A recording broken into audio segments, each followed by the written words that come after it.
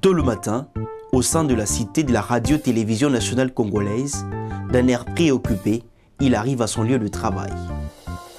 Dans le couloir de l'Institut congolais de l'audiovisuel, il avance et entre dans le studio Radio 1.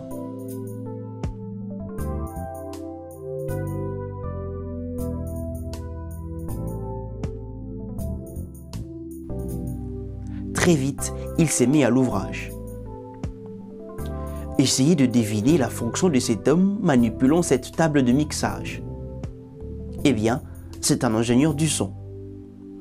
Et là, il travaille sur un projet d'enregistrement d'un son instrumental. Son nom, Michel Ngongo.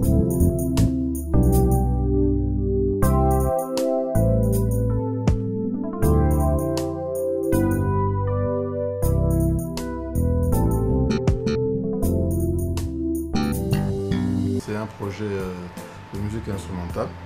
C'est pas toujours d'habitude dans la musique congolaise. C'est quelqu'un qui a eu l'idée de faire un album rien qu'instrumental. Le son, je pense que le son c'est même l'élément qui caractérise la vie. Mais le son dans le cadre de la musique, c'est l'élément qui définit la nature même d'une musique. La carrière comme musicien qui preste, oui, on a commencé un peu très jeune, on a joué ça et là.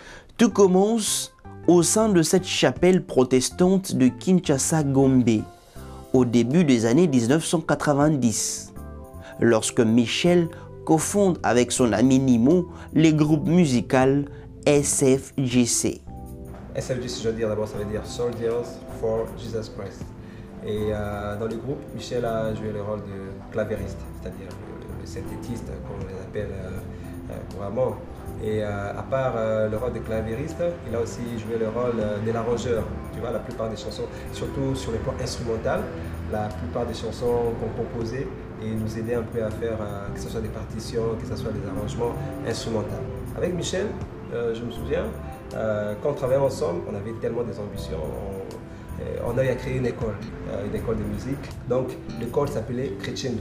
Dans le groupe, il faisait le clavier, mais à l'école, il donnait la théorie musicale et puis il donnait le cours de piano, il donnait le cours de la guitare aussi. C'est-à-dire on a eu à former plusieurs personnes. Je cite la sœur Sandra Mboui, il y a la sœur Anine Singa, c'est un exemple. Et ceux qui se rappellent, la sœur Anine Singa, elle est fruit de SFJC, elle est fruit des chrétiens. En tout cas, c'était une forte équipe, une équipe vraiment blindée sur le plan instrumental et sur le plan vocal. Avec le SFJC, on a eu à faire 3 albums avec lui. Le premier album, c'était l'album Kumisaka Yawe. Deuxième album, on a eu à faire l'album Attention. Troisième album, on a eu à faire avec lui l'album Ton Amour. Il va poursuivre sa carrière et en quête permanente de l'excellence. Il donne sa vision de la musique et particulièrement de la musique congolaise. Ma carrière comme artiste faisant une ligne propre à lui, je pense que je n'ai pas trop d'ambition de faire une carrière pleine. Mais mon souci à moi, c'est de proposer des formats de musique auxquels les musiciens congolais ne réfléchissent pas trop. Et par rapport à ça, moi je suis en train de travailler dans l'autre côté pour élargir les possibilités de la musique congolaise. Comme arrangeur, comme coach des artistes, je crois qu'on a commencé à faire ça depuis très longtemps et on continue à le faire sans aucun problème. Ce qui est vrai, c'est que à un moment donné, la musique congolaise s'est fortement imposée. Mais maintenant que nous sommes conscients qu'il y a un combat autour de ça, il est préférable que nous aussi, nous puissions avoir des stratégies pour non pas contrecarrer les autres musiques, mais pour imposer davantage la musique congolaise, qui est déjà naturellement très forte et très imposante. Aussi belle que sa voix, elle s'appelle Jocelyne Moussaou.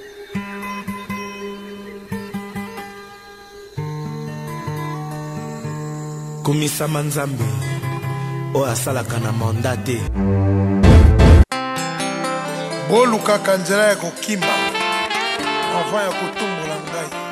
Ces albums à succès, c'est l'œuvre de Michel Ngongo.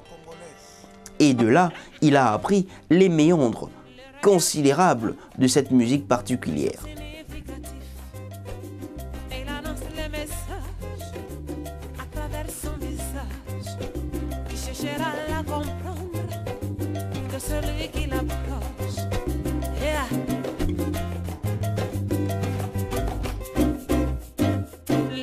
Depuis près de 10 ans, actuellement, il est collaborateur des grandes stations radio et il œuvre pour les comptes de RFI Planète Radio, la Fondation Hirondelle et de la radio Okapi, comme formateur et coach technique. Comment nous travaillons avec RFI, il y a un besoin de formation. C'est plus dans un aspect de formation, de pédagogie et de coaching. C'est beaucoup plus avec les radios communautaires, donc à l'intérieur du pays et un peu partout en Afrique. Avec la Fondation Hirondelle, c'est beaucoup plus les renforcements des capacités. Parce que vous savez que la Fondation Hirondelle est dans un processus de pérennisation de la radio Okapi. Et nous avons été contactés pour travailler. Pour le moment, c'est plus dans la production des spots. Parce qu'une radio communautaire ne peut pas vivre sans une petite partie de production.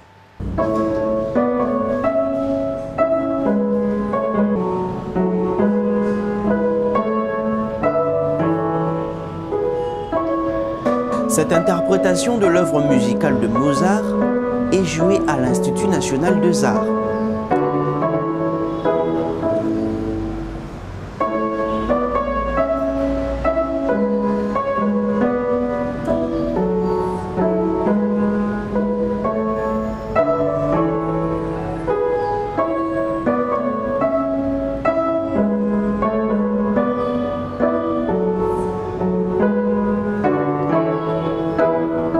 Dans cet établissement où l'on enseigne le domaine des arts du spectacle, Michel Ngongo y travaille comme enseignant, en addition à toutes ses autres casquettes.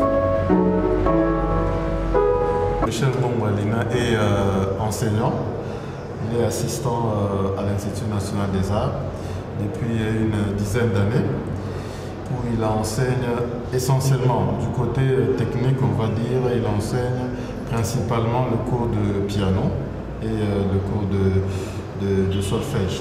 Il y a eu d'autres cours, mais du point de vue technique, c'est plus ces cours-là que Michel enseigne. Alors, vous savez, généralement, c'est à titre de repère qu'on donne les années. Je pense qu'on est artiste, je pense, depuis qu'on touche à son premier instrument ou depuis qu'on se lance consciemment dans la musique. J'ai l'avantage d'avoir connu Michel Ngongo d'abord comme étudiant, fraîchement sorti de l'INAS, notre pépinière, l'Institut des arts et du spectacle. Et il est venu chez nous prendre l'inscription en première année de graduat. Pendant cette époque-là, je n'étais pas chef de section, mais j'étais chef de section adjoint chargé de l'enseignement. Et comme étudiant, nous avons trouvé en lui des qualités tout à fait spéciales. On a vu en lui un étudiant très talentueux d'abord, au niveau du piano. Il a fait le piano. Très fort aux cours techniques, notamment le solfège et l'harmonie. Et on a senti qu'il avait aussi des velléités très poussées vers la recherche. Tout cela nous a poussé à jeter un peu notre regard scientifique sur lui. Nous l'avons encadré et quand il a eu à terminer d'abord le graduat, et comme nous devrions assurer la relève, nous avons jeté notre dévolu sur lui pour le retenir comme chargé des pratiques professionnelles et dans les enseignements de piano et de cours de solfège. Quand il a fait sa licence en ethnomusicologie, que nous appelons communément ici chez nous musique et civilisation congolaise, une licence qu'il a terminée d'ailleurs avec brio, avec distinction. Et ça n'a fait que corroborer tout ce que nous avions sur lui au sujet de la recherche. Et comme il fallait un peu impulser il fallait corser un peu la recherche au niveau de la section musique. Je suis allé voir les autorités pour qu'ils puissent prendre ces fauteuils-là de chef de section chargé de la recherche. Ça fait une année depuis que Michel est à la tête de la recherche. Oh, en une année, mais des choses réalisées.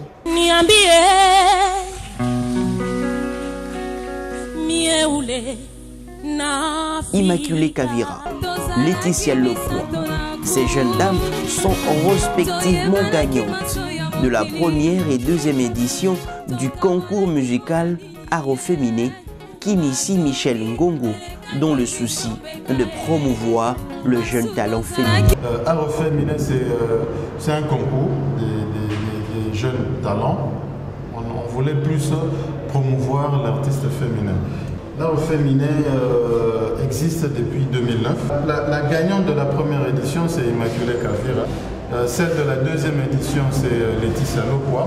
Celle de la troisième édition, c'est Arène Mwakana. Et celle de la quatrième édition, c'est Bélange Bédou. L'art féminin, ce que moi je retiens de ça, c'est d'abord j'ai appris à chanter ma musique de mon pays Congo, RDC, la rumba. Des noms maman, Abedi, qu'on sort tout le monde, Tchalamwana, Billy Abel, tout ça. La musique, je le fais déjà depuis que j'étais petite et j'aime faire ça. C'est dans l'essence, si je peux dire, c'est ma passion.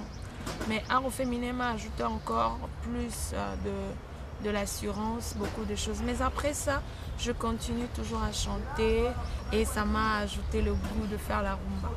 Et ça m'a appris aussi beaucoup de choses. En tant qu'artiste, comme le charisme, la maîtrise de soi, la maîtrise du public. Voilà, je dirais que ça m'accompagne tout. Si j'aurais retenir quelque chose de prof Michel, le sérieux dans le travail. En tout cas, le dynamisme avec lui. Donc c'est quelqu'un qui a on sent une certaine impulsion. Ce que je retiens de lui, c'est quelqu'un vraiment qui a ses principes. C'est-à-dire qu'avant que vous puissiez commencer un travail avec lui, il aime vraiment que les choses soient vraiment au clair. Même si des fois tu essaies un peu de l'échapper un peu, mais il veut vraiment que tout soit clair. Vous convenez, vous entendez. Et Michel Ngongo, un multidimensionnel, une personnalité importante, une valeur sûre à mettre à profit pour contribuer au développement d'une vraie industrie culturelle en République démocratique du Congo et dans toute l'Afrique. Très jeune, il a fait ses preuves et avec son potentiel, beaucoup reste encore à donner. Le rendez-vous est pris.